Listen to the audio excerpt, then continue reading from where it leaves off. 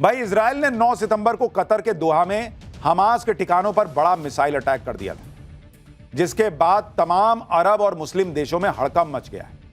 Qatar में Israel के हमले के बाद सोमवार को दुनिया के 50 से ज्यादा अरब और मुस्लिम देशों ने इमरजेंसी मीटिंग बुला ली। मीटिंग में इजराइल को चेतावनी दी गई कि कतर पर इजराइल ने दोबारा अटैक किया तो अच्छा नहीं होगा। लेकिन सवाल यह है कि मुस्लिम देश क्या सिर्फ इजराइल को धमकी देंगे या इकट्ठा होकर कुछ करेंगे भी? उसके बारे में आगे बताऊंगा। यह भी बताऊंगा आपको कि इसी मीटिंग में पाकिस्तान ने कैसे 50 मुस्लिम देशों से ऐसा वादा कर दिया जिसे पूरा करना मुनीर के फौज की बस की बात ही नहीं है। आपको यह भी दिखाऊंगा कि जब 50 मुस्लिम देश इजराइल के खिलाफ रणनीति बना रहे तब इजराइल कैसे गाजा को धुआं धुआं कर रहा था। क्या असीम मुनीर ने मुस्लिम देशों को धोखा दे दिया है, यह भी बताऊंगा, लेकिन पहले एक झलक देखिए। इजराइल जिस तरह हमास का नामो निशान मिटा देने पर आमादा है, उसने मुस्लिम देशों की हवा खराब की। आप देखिए कि सोमवार को कतर की राजधानी दोहा में 50 मुस्लिम देशों के नेता एक इमरजेंसी बैठक के लिए इकट्ठा हुए। यह बैठक 22 अरब देशों के संगठन अरब लीग और 27 मुस्लिम देशों के संगठन OIC ने बुलवाई थी। इजराइल ने दोहा में अटैक की फुल जिम्मेदारी ली थी और कहा था कि हमास जहां दिखेगा वहीं मारेंगे, उसे निशाना बनाएंगे। इजराइल के तेवर देखकर ही 50 मुस्लिम देशों के नेता इकट्ठा हो गए कि भाई ये तो गजब कर रहा है भाई, और इजराइल को चेतावनी दी कि कतर पे दोबारा अटैक किए तो बर्दाश्त नहीं करेंगे हम लोग। मुस्लिम देशों की इस मीटिंग में इजराइल से खतरे को देखते हुए नेटो की तरह एक अरब नेटो बनाने पर भी विचार। रिपोर्ट्स के मुताबिक अरब नेटो का मुख्यालय मिस्र के काहिरा में हो सकता है। अरब देशों में मिस्र के पास ही सबसे बड़ी सेना है। मिस्र ने अरब नेटो के लिए 20,000 सैनिकों की पेशकश की है। अरब नेटो का कमांडर भी मिस्र का ही एक 4 सितारा जनरल होगा। सऊदी अरब को डिप्टी कमांड की भूमिका दी जा सकती है। अरब नेटो में आर्मी, एयरफोर्स, नेवी और कमांड यूनिट शामिल होंगे। 50 मुस्लिम देशों की इस बैठक में पाकिस्तान भी शामिल था, जो पूरी मीटिंग के दौरान सबसे ज्यादा उछल रहा था। पाकिस्तान के विदेश मंत्री इशाक डार ने इजराइल के खिलाफ मुस्लिम देशों को कई आइडियाज बेच भी दिए। इशाक डार ने प्रस्ताव रखा कि इजराइल की एक्टिविटीज पर नजर रखने के लिए एक इस्लामिक टास्क फोर्स बनना चाहिए। डार का दावा है कि यह पाकिस्तान का आइडिया है कि नेटो की तरह ज्वाइंट डिफेंस फोर्स अरब नेटो भी बनाना चाहिए। इशाक डार ने यह भी कहा कि गाजा में इजराइल के खिलाफ मुस्लिम देशों की सेनाओं को मिलकर एक्शन लेना चाहिए। डार तो यहां तक कह गया भाई कि इस्लामिक देशों की रक्षा के लिए परमाणु शक्ति वाला पाकिस्तान हमेशा तैयार है। यह खुद की रक्षा नहीं कर पा रहा है। भारत ने इसको इतना मारा कि खुद को नहीं बचा पाया। कह रहा है कि मैं इजराइल से भिड़ जाऊंगा भाई तुम लोगों के लिए। कह रहा है निगरानी करने के लिए एक यूनिट बना लेते हैं। अरे निगरानी क्या करनी है? वो मुनीर को बोलो ट्रंप से पूछ के बताए कि इजराइल कब मारने वाला है। इजराइल जब मारता है अमेरिका को बता के मारता कि देखो उसको मारने जा रहे हैं। इजराइल को अमेरिका का फुल सपोर्ट है मुनीर की हैसियत जो ट्रंप को बोले कि बॉस मैं आपसे दोस्ती नहीं कर सकता? है मुनीर की हैसियत कि बोले ट्रंप को कि मैं आपको जो है वो नोबेल पीस प्राइज के लिए नॉमिनेट नहीं कर सकता? आपके दोस्त इजराइल ने कैसे वहां बम गिरा दिया जी। पाकिस्तान मुस्लिम देशों को गोली देकर आया है कि वो इजराइल पर न्यूक्लियर अटैक कर सकता है, कर वो कुछ नहीं सकता। आप सुनिए इसको लेकर पाकिस्तान के एक्सपर्ट ही कैसे शहबाज सरकार की जमकर टांग खिंचाई कर रहे हैं। अब आप ये भी देखिए कि जिस वक्त मुस्लिम देश इजराइल को धमका रहे थे कि गाजा पर हमले बंद कर दो, उसी वक्त इजराइल ने गाजा पर जबरदस्त अटैक शुरू किया। इजराइल के प्रधानमंत्री बेंजामिन नेतन्याहू ने पिछले महीने अपनी सेना को गाजा शहर पर कब्जे का आदेश दिया था, जिस पर इजरायली सेना ने अमल करना शुरू कर दिया है। पिछले 24 घंटे से गाजा में इजराइल ने सैकड़ों मिसाइलें दाग दी हैं और अब गाजा पर इजराइल के जमीनी हमले भी शुरू हो चुके हैं, जिससे पूरा गाजा धुआं धुआं हो रखा है। गाजा में हालात ये हैं कि कब और कहां से इजराइल की मिसाइल बरस पड़े कोई नहीं जानता। आप वीडियो देखिए। मुस्लिम देशों की बैठक के बाद कल पूरी रात इजराइल ने गाजा में मिसाइलें दागी हैं। बॉस इजराइल को कोई फर्क नहीं पड़ा। आप एक और वीडियो देखिए। गाजा में तबाही के बीच खड़ी एक बिल्डिंग पर इजरायली मिसाइल आकर गिरती है, पूरी बिल्डिंग ढह गई भाई। दिखाइए जरा एक बार। एक वीडियो आपको और दिखाता हूं। इजराइल गाजा में कैसे कहर बरपा रहा है, कैसे गाजा में मिसाइलें गिर रही हैं और इमारतें ताश के पत्तों की तरह ढह जा रही हैं। उसकी एक और तस्वीर देखिए। पहले कांग्रेस ने वोट चोरी को मुद्दा बनाने की पूरी कोशिश की, लेकिन वो तो उस तरह से इंपैक्ट दिखा नहीं रहा है। अब बिहार में नए इंफ्रास्ट्रक्चर प्रोजेक्ट को लेकर राजनीति शुरू हुई। कांग्रेस अडानी भूल जाएगी बॉस। कांग्रेस फिर अडानी का नाम लेकर आ गई।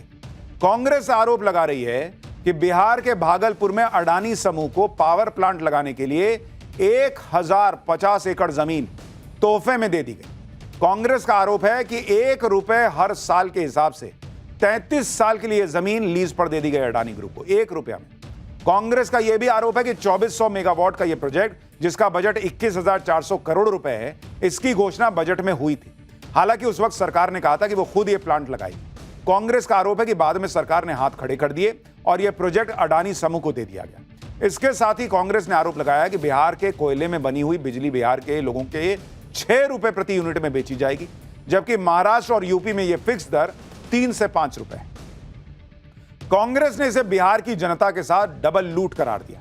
एक बार कांग्रेस प्रवक्ता पवन खेड़ा को सुन लीजिए, वो क्या बता रहे हैं। फिर ये 1 रुपए में अडानी को जमीन दे दी गई, इसका सच बताता हूं आपको। जब चुनाव आते हैं और बीजेपी को लगता है शायद हार जाएं, शायद वोट चोरी में सफल न हो पाएं, तो चलो गौतम भाई को जल्दी जल्दी दे दें, जाते जाते कुछ सौगात दे जाएं, और अगर जीत जाएंगे तो फिर सौगात डबल कर देंगे। बिहार में यही हो रहा है। वोट चोरी का बंदोबस्त तो बैठाया जा रहा है, लेकिन राहुल गांधी भी सड़कों पर हैं, कांग्रेस पार्टी सड़कों पर है, इंडिया अलायंस सड़कों पर है, तो हो सकता है वोट चोरी ना हो पाए, हम होने भी नहीं देंगे। तो गौतम भाई को जाते जाते 1050 एकड़ जमीन दे दी जाए, यह निर्णय लिया गया।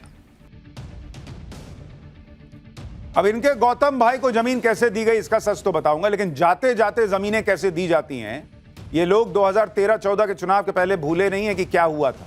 कैसे वक्फ बोर्ड को दिल्ली की प्राइम लोकेशंस दे दी गई थी कि लीजिए वक्फ बोर्ड की हो गई।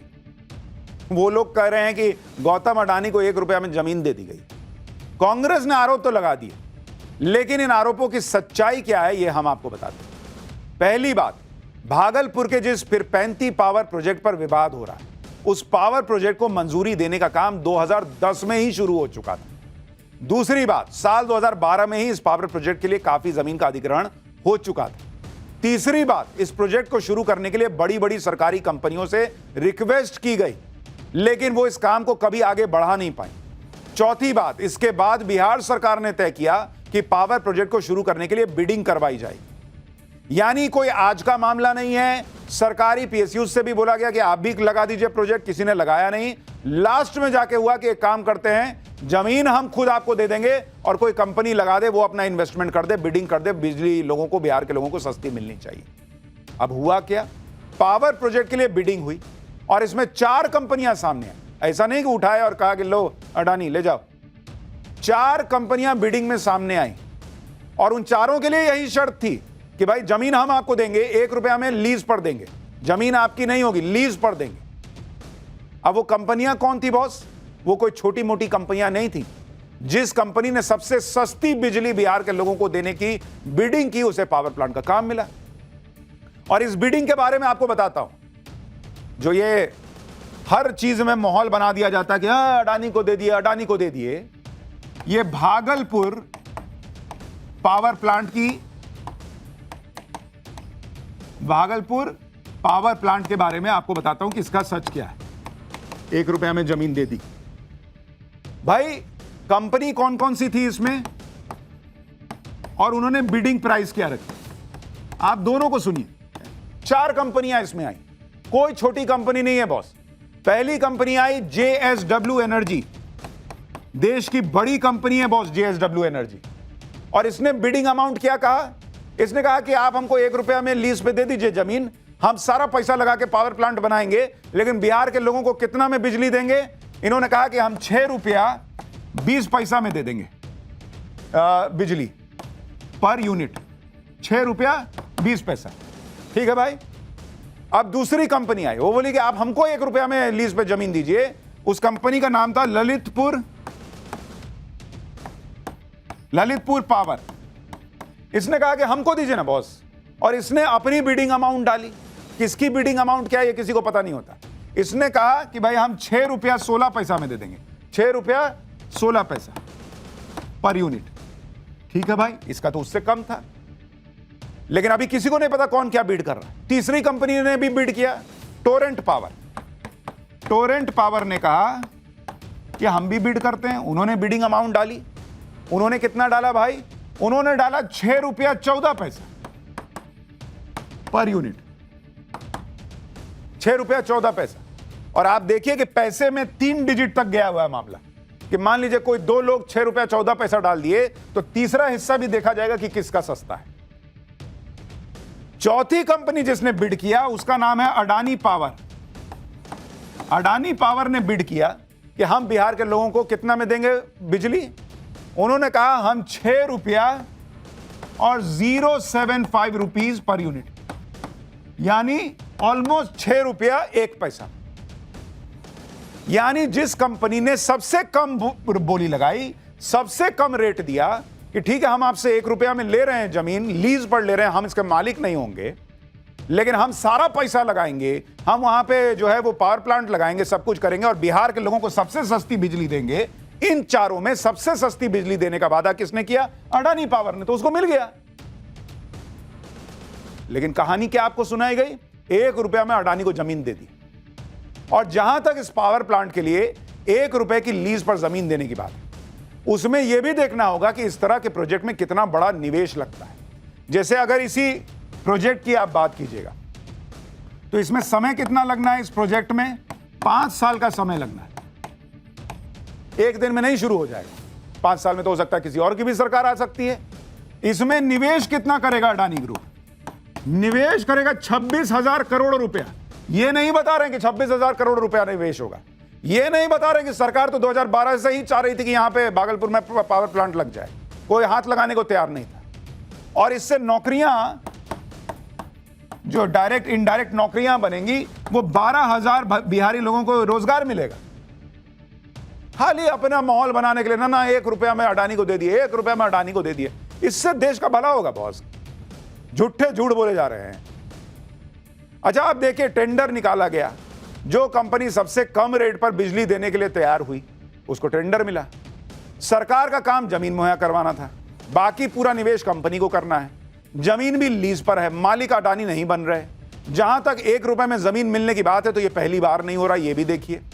जैसे कि गुजरात का एक उदाहरण देखिए, 1985 से 1990 के बीच जब वहां कांग्रेस की सरकार थी गुजरात में, तो वहां 10 ऐसे मामले हुए जिनमें जमीन को 5 से 20 पैसे की लीज पे दिया। ये कांग्रेस के जमाने का बता रहा हूं बॉस। 10 प्रोजेक्ट 5 से 20 पैसे की लीज पे दे दिए जमीन।